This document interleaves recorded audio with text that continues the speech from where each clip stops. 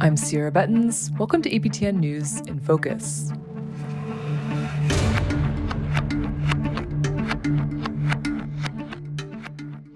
Columbus Day. We're back. Columbus Day, we're back, Italians. We love the Italians. I'm not sure I need to introduce who that was, but just in case, it was US President Donald Trump signing a proclamation reinstating October 13th as Columbus Day, the same day that marks Indigenous Peoples Day in the US.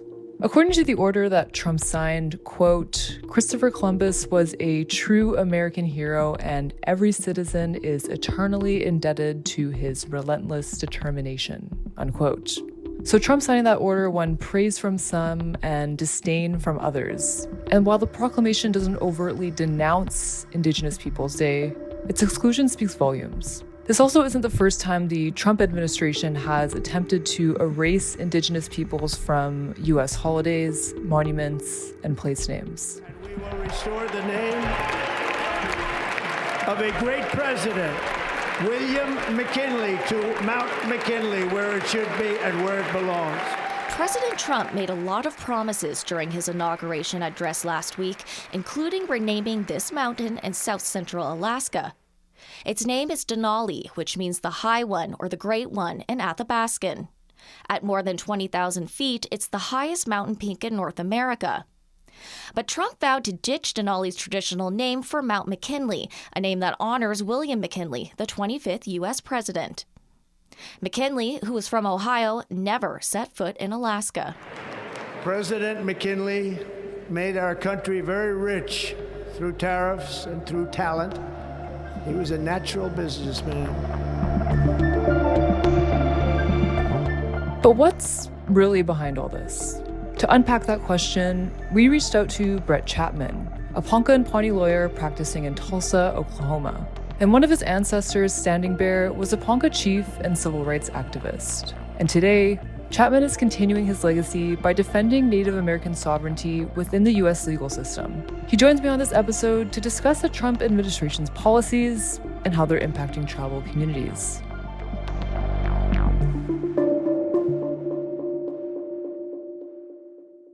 Mr. Brett Chapman, thanks so much for joining us. Yeah, absolutely. So to start a conversation, I was wondering, could you tell us a bit about who you are, where you come from, and the work that you do today? Yeah, so I'm an attorney out of Tulsa, Oklahoma, a member of the Pawnee tribe of Oklahoma with also Kiowa and Ponca ancestry. And I also know that your ancestor is Standing Bear, a Ponca chief and civil rights leader. Can you tell us a bit more about him? Yeah, sure. So in the mid-1800s, the U.S. government policy at the time was essentially to promote white immigration from Europe by offering them free land to be quote unquote farmers on the Great Plains. And so they started rounding up the various tribes, moving them wholesale onto the worst possible land onto reservations. I'm sure there was a similar policy in Canada. But in any event, when they did that, they made treaties with them. And so it was the United States with the Ponca Nation. And so my ancestor had executed this treaty about 10 to 12 years prior. And so what it basically said, this treaty said, if you give us, basically all of what is now the border region between South Dakota and Nebraska, if you give us all this except for this little plot, 40,000 acres or whatever, we'll guarantee that that's your land for all time. You'll never have a state government over you. You make your own laws. You'll have health care, that kind of thing. And so the Lakotas were like a far bigger tribe than the Poncas. The Poncas are very small. There was only 600 of them. And so the Lakotas were actually quite large and they were quite powerful too. And so those are the ones known for resisting the U.S. And so that was around the time of the Battle of Little Bighorn, which was where the Lakotas, Cheyennes, and the Arapahoes had defeated the U.S. 7th Cavalry with George Armstrong Custer. And so they were obviously, the U.S. government was very mad and upset about that. And so their solution to that problem was, well, we're just going to move the Lakotas. We're going to put them on a reservation. We're going to put them on the Poncas reservation because it's actually better situated for us because it's closer to our cities, whatever, to keep an eye on them. And so they sent this agent out to the Ponca reservation in 1877, the winter after the Battle of Little Bighorn. And so he shows up and he goes to my ancestor and he's like, hey, the president says you guys got to move. We're going to move you guys to the Indian Territory. And my ancestor was like, I don't think so. I've got this treaty here. He's holding up a piece of paper. He's like, we're not going anywhere. And so essentially through a series of like lies and misrepresentations, this federal agent basically like, well, there's no harm in going to look. Why don't you like do this precursory? We'll go down there, look, you can say you don't like it. I'll tell him. And that's the end of it. Right. And so, he misleads the Poncas like that and like, okay, yeah. And so they go look. And at the end of it, they're like, we don't like it. It's all not good land.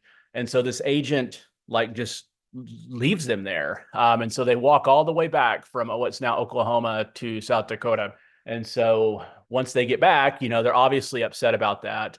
In any event, the federal agent gets orders from the president and they send the army out there to like execute this removal, and it kills a third of them. And so when they're down there, my ancestor's son died. His daughter died on the way and the son died while they got there. And so essentially, he's like, whatever, I'm going home. Like, I don't have time for this. And so, he goes, what they say, quote unquote, off the reservation and walks all the way home. And so the president orders like the army to apprehend him, and they do. And when they do, he goes into the United States District Court there in Omaha and petitions for a writ of habeas corpus. And that's like an ancient writ, which is like basically saying if the government is going to detain you and deprive you of your liberty, they've got to provide a reason, like what crime did you do? And so incredibly, he won. And so he was the first Native American to win like civil rights. Before then in US courts, like a Native American could only be like a defendant, right? Like they couldn't come in and like enforce their rights. They could only have them taken away. And so, yeah, that's what he did. It's a really great thing. It gave me an interest in the law at a very early age. And so that's also why I became a lawyer, because they had been so wronged, right? Like they were begging, at the time they had nobody but themselves. And so they were begging like all of these, like begging white people, hey, come help us, writing letters and stuff. And, they did, which was nice. Some of them did, the kind of the more, what they would say today would be like the woke ones, right? Like those were the few that helped them, but, they only had themselves to rely on. And so that's a large reason why I became a lawyer. Thank you so much for that. And I'm kind of curious if you could talk a bit more about, Standing Bear's legacy, inspiring you to become a lawyer. How are you sort of carrying on that legacy with, advocating for issues like sovereignty? Yeah, when they were, having all of those troubles, they had no rights, whatever. The U.S. government policy at the time was to deny counsel to Native Americans. So it was like illegal for these lawyers to even talk to them. But like I said, they only had themselves to rely on. And none of them were able to argue these like very cutting edge legal theories at the time. And it was, only through essentially the grace of a couple people that they were able to do this and have some help in really rectifying a really bad injustice. And so again, growing up, learning that story, and then even today, the tribe is very small. It's still very close knit. We're still here where they put us. And so knowing that, it's easy to relate yourself back to, 140 years ago when that happened, or even sooner than that when I became an attorney. It's easy to put yourselves in their shoes. And so, yeah, that's why I became an attorney, because you see over the years, it wasn't just that. That was just like the biggest one that had the most national relevance, right? But there were other fights, that they were also leading at the time. My great grandfather, his name was McKinley Eagle, him and his brother, they became friends with this famous Comanche leader named Quanah Parker. And Quanah Parker was big into the Native American church at the time. And so my great-grandfather was one of like the original incorporators of this Native American church, which exists today. And it's one of it might not be the biggest, it is the biggest Native American like organized religion, right? Not that there's, each tribe has individual religious beliefs, but the largest kind of pan-indigenous one. And so, they continued that all, in the US, they didn't even have religious rights until the 1970s. And so, they're continuing this fight all through, the ensuing 140 years. And so when I became an attorney, I was really drawn to indigenous cases, indigenous people like that, and tribal sovereignty, because again, it's a real focal point of what makes Native Americans in the United States, and I dare say Canada too, First Nations, it's what makes them like their entire identity, right? Is that you have this pre-existing sovereignty from before colonialism. And so that's really what defines us as a people, I believe. And so to protect that, that's really what the fight has been for 500 years, has been the slow erosion of that, and Native Americans resisting that. And so it's really an honor to participate in some small way, at least through my career, of trying to help that. And so one of the ways I do that here in Oklahoma, there is a landmark United States Supreme Court case called McGirt versus Oklahoma from 2020. And so what that essentially said was that the what they called the five civilized tribes, the five biggest from the 19th century, they removed them here: the Cherokees, the Muskogee Creeks, the Choctaw, the Chickasaws, Seminole. They removed them here, and they made a series of treaty promises. And so just kind of without any regard to those treaties, the state of Oklahoma was born, right? And just started assuming sovereignty over all of it. And so what they said in 2020 was, well, these treaties haven't ever been abrogated. They're actually still in full force. And so that has been a real reaffirmation of their rights, and it was gone through criminal cases. And so one of the things I have done is take up several criminal cases on appeal because the state of Oklahoma is trying to resist that case through various means, which I would consider to be underhanded.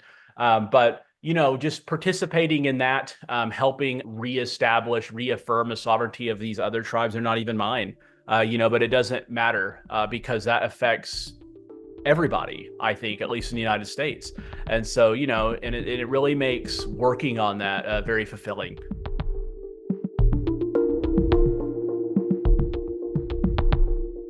So I wanted to turn to a more recent development. So, on October 13th, we saw Trump declaratively marking Columbus Day rather than Indigenous Peoples Day. And I'm wondering, what was your initial reaction to that? Yeah, I mean, it's not surprising to me at all. It's really sad that what the biggest problem for Native Americans and Indigenous people in the United States today is one of erasure and being invisible. This idea amongst Indigenous leaders in the past 50 years to promote Indigenous Peoples Day, to me, it's not for any other reason but to remind people that we exist, we're still here, and it also ties in with a lot of contemporary issues, right? And so that's very important to push other issues that face Indigenous people. And it's really one of visibility, and in the day itself is to promote all of these vibrant cultures. There's literally thousands of Indigenous cultures in North America across these three countries. And so it's really to showcase that. And so, but what you see is the entire problem with the U.S. and Native Americans is that we really complicate their history. The entire country itself, it was founded on the systematic theft of Native American land. They had to continue doing it. They started in the East Coast. They took what was the British possessions from the East Coast tribes, and they just continued it all the way through for the next century. And so the whole thing is really built on a lie, right? And so you have to erase that because if the whole national mythos is, well, we're a great country built on immigration, white immigration, and we built this land up from nothing. There was nobody here. It makes this idea that American exceptionalism is a thing. And so, they have to erase Native American history and Native Americans themselves because we complicate the issue. And so that's what you see this defense of when the right wing today, whether it be the president or his supporters, they support this almost type of ultra nationalism here in the United States, where the country can do no wrong. The theme itself, make America great again. The idea of Native American history is that it really never was great. And that's okay, right? Like Germany, they have a national identity as well, but they don't need to celebrate what happened in the 1930s and 40s as part of it, right? They found a way to have that national identity to bring them together without celebrating these negative things like genocide, right? That happened to Native Americans as well. So you see the president and also his supporters, they just really have this ultra nationalist belief that the country can do no wrong, and that anybody that stands against essentially their idea of a white Christian nationalist nation, that anybody that is like that is like an outsider and a threat. And so, yeah, it doesn't surprise me at all that they would push Christopher Columbus back into the forefront. When you look at the U.S. itself, when you look at the government, if you go to the U.S. Capitol and you go to the rotunda, there's a room off to the side. It's called Statuary Hall. They're going to have all of these statues. Each state gets to put two famous people from their state. And so in there, one of the newest ones is my ancestor standing bear for Nebraska. But if you go into the rotunda itself, there's this huge painting of, Columbus landing in the quote unquote New World. There's all kinds of Columbus stuff there. And so it's Columbus is central to this white supremacist idea that, that the US was just, or whatever, North America was just this vacant land with nobody in it. And if it did have somebody in it, they were savages, who had no inherent worth themselves other than being colonized and forced into Christianity. And so again, that doesn't surprise me at all. It's really an erasure again of everything that Native leaders have fought for over the last 50 years. Yeah, I really like that you bring this, theme of erasure into the picture because, I think we've seen it not only with the erasure of Indigenous Peoples Day, but also Trump signing that executive order to change Mount Denali to Mount McKinley. And, we've heard a lot of colonial language as well from the beginning of this second presidency, like, manifest destiny. But I'm wondering, what does this all signal to you about, how the administration is governing? I guess aside from this briefly in the intro, I don't know. This is like my personal belief. So if you remember back in the US, there's a landmark case, Obgafell, I think is what they call it, but about same-sex marriage. That happened in 2012 or so. But if you remember, about 8 to 10 years before that, George W. Bush was running as a central theme of his reelection campaign was to put a constitutional ban on gay marriage. And so I personally feel like there is some progress. People over time look at things like, oh yeah, that's really different to how we are today. And you just start to see this, like with same-sex marriage, you could see that coming, right? By the early 2000s, you could see it coming. Several states had begun to make it legal.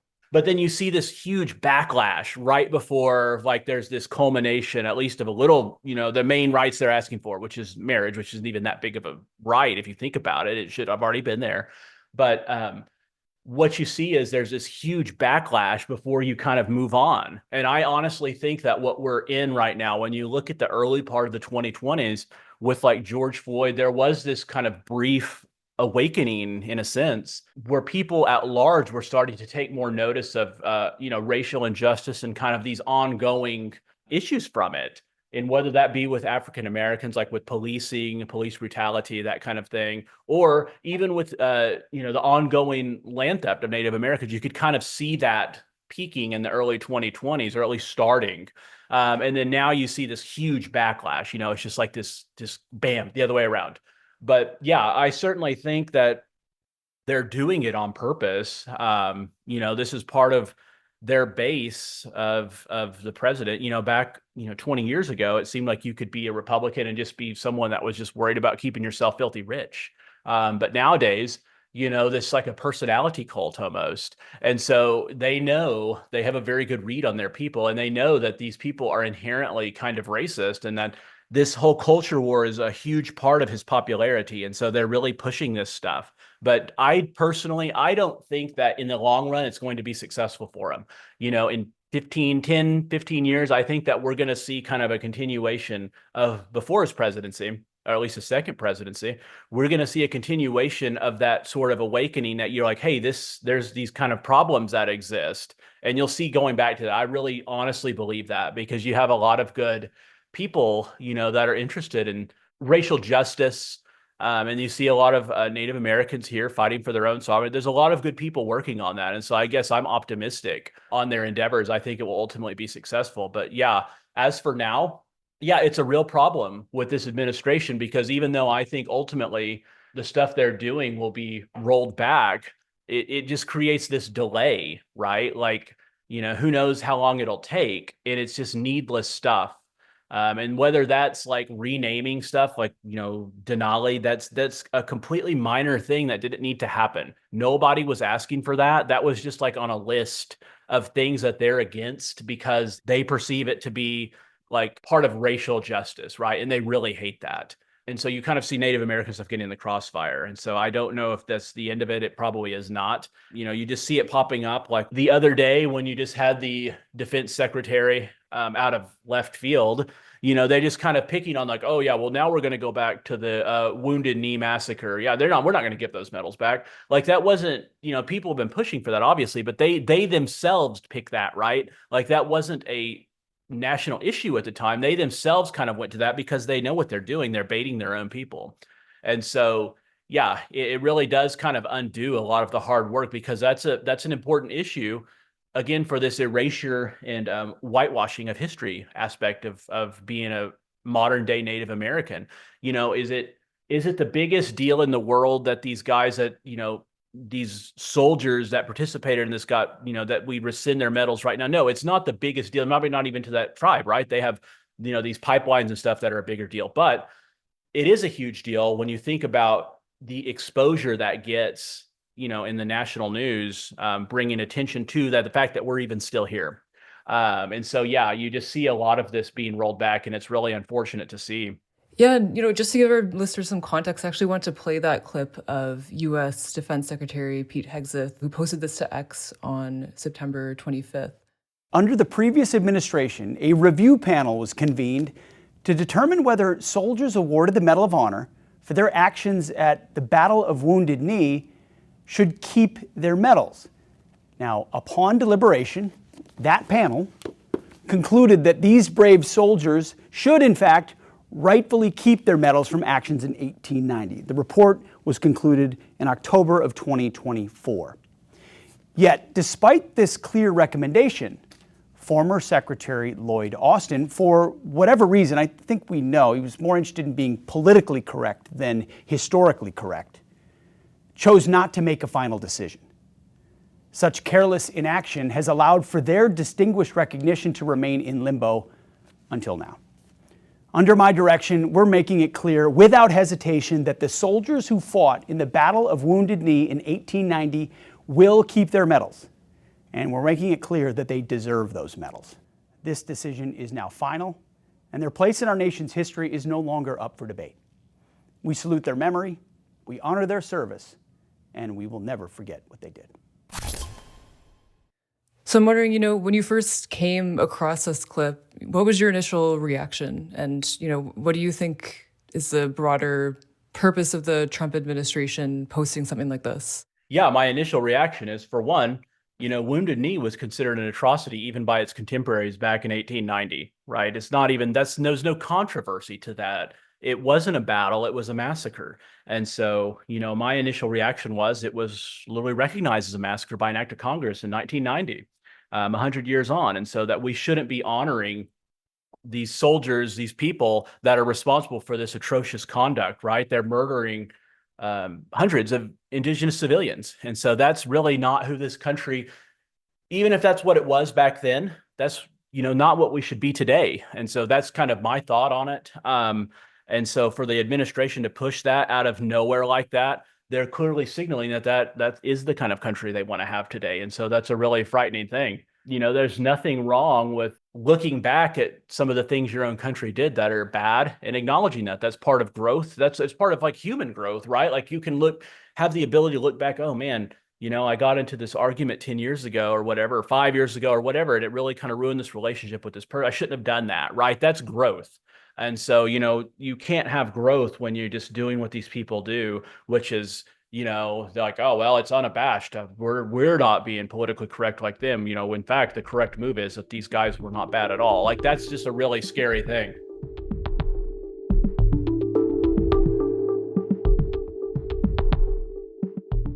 We're still months away from the end of Trump's first year in office, but, what are you expecting the next 3? And, what do you think are some of the implications for tribal communities? Yeah, I think that the next 3 will go a lot like the first, right? Where the only time Native American stuff pops up is when they bring it up.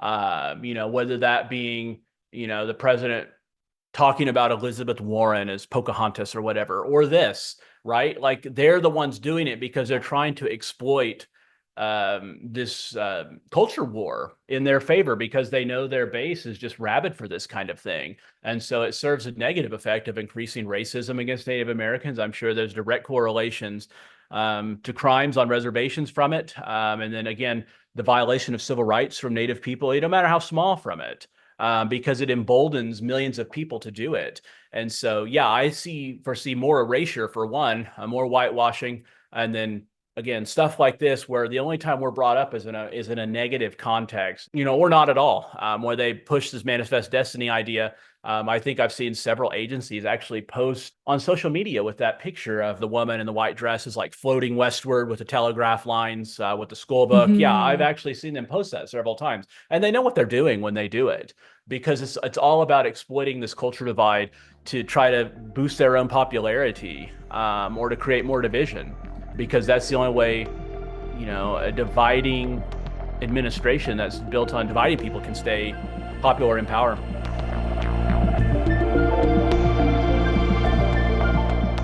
Well, Brett Chapman, that's all the time that we have for now, but thank you so much for taking the time to come on the show. I really appreciate it. Yeah, you bet.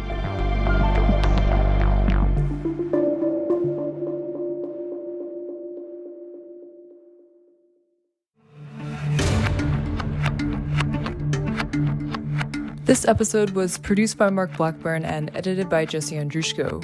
Charmaine Straker is the executive producer of APTN News InFocus. We want to know if you're enjoying the show. Please leave a rating and review on your favorite player or email your suggestions to infocus@aptn.ca. Also, give us a follow. It helps other people find the show. I'm Cierra Bettens. Thanks for listening. Talk to you next week.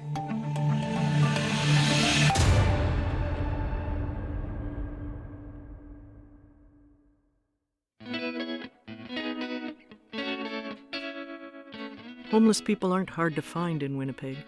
They're on the sidewalks, in bus shelters, and down alleyways. They're living in tents and squatting in empty buildings. They're even sleeping in abandoned cars. But who are they? And why are they here? Find out in Our Relatives, Life on the Streets, hosted by me, Kathleen Martins. Listen on your favorite podcast player.